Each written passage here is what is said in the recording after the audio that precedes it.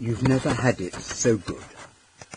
I am Peter Challen, reading a response from Brian Wills to my linking last week of the current debate about Jeremy Corbyn's bid for leadership of the Labour Party with the 21st Constitutionalist concept of both and.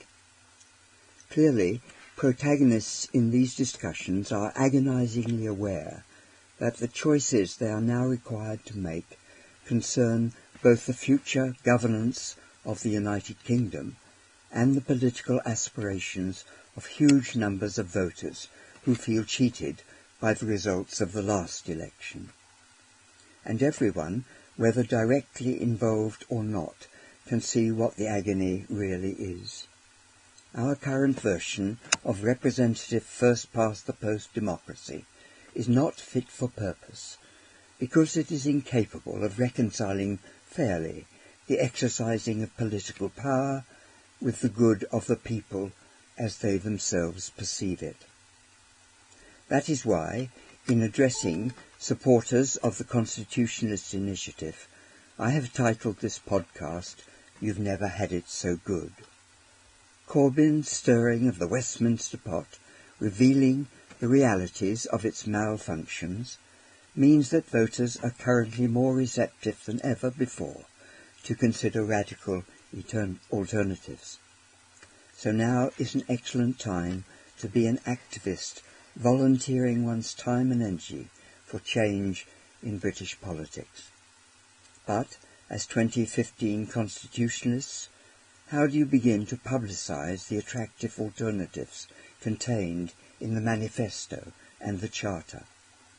Do you take heart from the success of the volunteers who call themselves Independents for Frome in Somerset?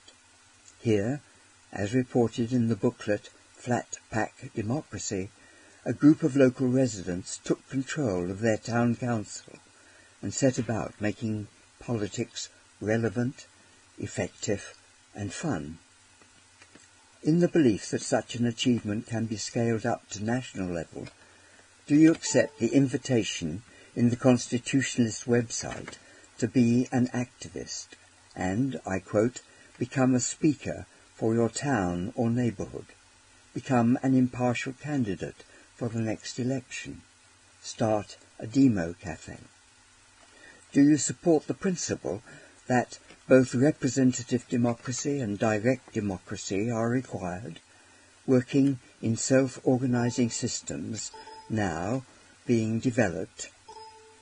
This new way of working makes for a more effective and trusting state of affairs in public life.